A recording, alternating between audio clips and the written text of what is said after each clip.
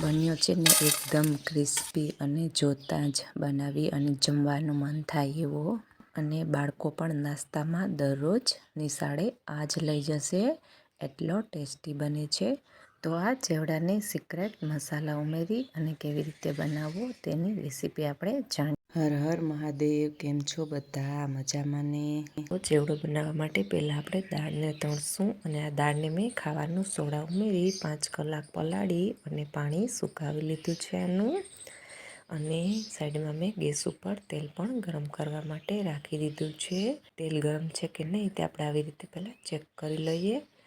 જો દાણો તરત જ ઉપર આવી જાય તો આપણું તેલ એકદમ ગરમ હોય છે, પણ આમાં બબલ્સ પણ ઓછા થાય છે. તો હજી આપણે તેલને થોડીક વાર ગરમ થવા દઈએ. તો થોડી વાર પછી આપણે આવી રીતે કોઈ પણ કાણાવાળો જાડો લઈ અને દાળને તળશું. દાળ ઉછળશે એટલે આપણે થોડીક વારે દાળને આવી રીતે ઉપર કરતા રહેશું. અને આ દાળનો વિડીયો પણ મારી ચેનલમાં મૂકેલો છે, તો એની લિંક નીચે ડિસ્ક્રિપ્શન બોક્સમાં આપી દઈશ, તો તમે ત્યાંથી જોઈ શકો છો. તો આવી જ રીતે આપણે દાળને તળવાની છે. જો એકસાથે તમે તેલમાં ઉમેરી દેશો તો ઉછળવા લાગશે. અને જો તમારે આ દાળને તેલમાં ઉમેરી અને તળવી હોય તો તમારે જેટલું તમારું વાસણ હોય એના કરતાં 1 જ ગણું તમારે ભરવાનું તેલનું, અને 2 ગણું ખાલી રાખી અને પછી તમારે દાળને તળવાની, જેથી તેલ ઉછળી અને બહાર ન નીકળે. તો આવી જ રીતે હવે આપણે બધી દાળને તળી લેવાની છે. અને એવી જ રીતે મેં કાચા સિંગદાણા લઈ લીધા છે. સિંગદાણાને પણ આપણે તળીશું. તો તેના માટે પણ તેલ ગરમ જ છે. આ જ તેલમાં હવે આપણે સિંગદાણા ઉમેરીશું. અને સિંગદાણાને તળાતા વધુ વાર નથી લાગતી, એટલે આપણે ગેસની ફ્લેમ થોડીક ધીમી કરી દઈશું. અને આવી રીતે હલાવતા સિંગદાણાને તળી લેવાના છે. અને સિંગદાણાને મેં પહેલેથી જ સાફ કરી લીધા હતા. અને આ પ્રોસેસ થોડીક સ્પીડમાં બતાવીશ, જેથી વિડીયો વધુ લાંબો ન થઈ જાય અને તમને પણ જોવામાં કંટાળો ના આવે. તો તમે જોઈ શકો છો કે 5 થી 7 જ મિનિટમાં આપણા સિંગદાણા તળાઈ અને તૈયાર થઈ ગયા છે. તો હવે આપણે પણ આને કાઢી લેવાના છે. અને આવી જ રીતે હવે સેમ પ્રોસેસ આપણે આ કાજુના ટુકડામાં પણ કરીશું, જેમ આપણે દાળ તળી હતી તેમ. અને કાજુને તળાતા વધુ વાર નથી લાગતી, ફટાફટ તળાઈ જાય છે. તમે પણ આને થોડીક વારમાં તરત કલર બદલાય કે તરત જ કાઢી લેજો, નહીંતર આનો સ્વાદ બદલાઈ જશે અને જમવામાં સરસ નહીં લાગે. તો હવે કાજુ તળાઈ ગયા છે, તો સેમ પ્રોસેસ આપણે આવી જ રીતે દ્રાક્ષમાં પણ કરી લેશું. તો આ સુકાયેલી દ્રાક્ષ લઈ લીધી છે, અને દ્રાક્ષને તળાતા પણ કાજુ કરતાં પણ ઓછી વાર લાગશે. તો તમે પણ આવી જ રીતે ફટાફટ દ્રાક્ષને કાઢી લેજો, નહીંતર બળી જશે. અને આવી જ રીતે સેમ પ્રોસેસ હવે અમે મીઠો લીમડો લઈ લીધો છે, તો તેની આપણે કરી લેવાની છે. તો મીઠા લીમડાને તળાતા પણ વધુ વાર નથી લાગતી, પણ આમાંથી બધું મોઇશ્ચર આપણે ઉડાડી દેવાનું છે અને વ્યવસ્થિત તળી લેવાનો છે, નહીંતર પોચો પડી જશે અને તમારો ચેવડો પણ જલ્દી ખરાબ થઈ જશે. તો તમારે સરસ તળી લેવાનો છે.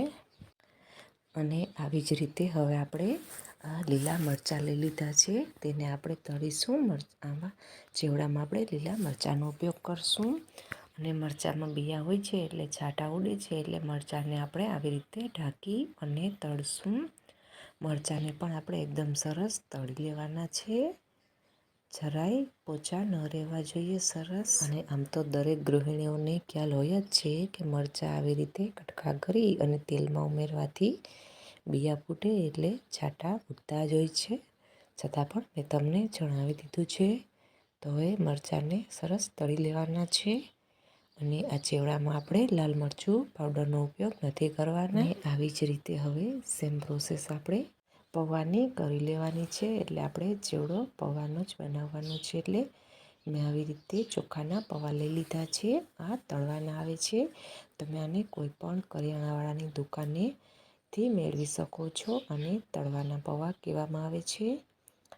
તો આવી રીતે પૌવાને તળી લેવાના છે. આમ તો તેલમાં પણ ઉમેરી શકાય, પણ કાઢવામાં થોડીક વાર લાગે એટલે આપણે આવી રીતે તળી લેશું. અને પૌવા તળતી વખતે તમારે ખાસ ધ્યાન રાખવાનું કે તમારી ગેસની ફ્લેમ ફાસ્ટ હોવી જોઈએ અને તેલ એકદમ હાઈ ફ્લેમ પર ગરમ હોવું જોઈએ, નહીંતર પૌવા સરસ નહીં તળાય. તો આવી જ રીતે હવે આપણે બધા પૌવાને તળી અને તૈયાર કરી લેવાના છે. તો તમે જોઈ શકો છો કે મેં બધા પૌવાને તળી અને તૈયાર કરી લીધા છે. હવે આપણે આમાં મસાલો કરશું અને મસાલા માટે મેં તેલ ગરમ કરી લીધું છે અને આ મસાલો છે ચેવડાનો. અને આ મસાલાની રેસીપી મારા ચેનલમાં મૂકેલી છે, તેની લિંક હું તમને નીચે આપી દઈશ. તમે પણ આવી જ રીતે મસાલો બનાવી અને ઉમેરજો. તમારા ચેવડાનો ટેસ્ટ એકદમ બજાર જેવો જ આવશે. ઘરમાં કોઈ પણ નહીં કહે કે ચેવડો તમે ઘરમાં બનાવ્યો છે અને આ બજારમાંથી નથી ખરીદ્યો. તો હવે આપણે આવી રીતે ઉમેરી દેવાનું છે અને પછી આપણે આને બરાબર મિક્સ કરી લેશું. તેલને પહેલાં એક વખત ગરમ કરી અને પછી આપણે ઠંડુ કરી લેવાનું છે, નહીંતર પણ મસાલો બળી જશે અને સ્વાદ એકદમ સરસ નહીં આવે. અને આપણા પૌવા ગરમ હોય ત્યાં જ આપણે આ મસાલો આમાં મિક્સ કરી લેવાનું છે. તો તમે જોઈ શકો છો કે બધું એકદમ બરાબર મિક્સ થઈ ગયું છે. તો હવે આપણે આમાં આપણી આ તળેલી દાળ, સિંગદાણા, કાજુ અને દ્રાક્ષ એટલું આપણે અત્યારે ઉમેરી અને બરાબર મિક્સ કરી લેવાનું છે. અને આ મસાલા સાથે આપણે અત્યારે મરચાં અને લીમડો નથી ઉમેરવાના, કારણ કે ભૂકો થઈ જશે. એટલે આપણે આને ઉપરથી ઉમેરશું અને ઉમેર્યા પછી આપણે બધું બહુ હલાવશું નહીં. તો તમે જોઈ શકો છો કે એકદમ સરસ મિક્સ થઈ ગયું છે. તો હવે આપણે આપણો લીમડો અને મરચાંમાં ઉમેરી દઈએ અને હળવા હાથે આને મિક્સ કરી લઈએ. મરચાં તમે તમારા ટેસ્ટ પ્રમાણે ઓછા કે વધારે ઉમેરી શકો છો. તો બન્યો છે ને એકદમ ટેસ્ટી અને જોતાં જ જમવાનું મન થાય એવો.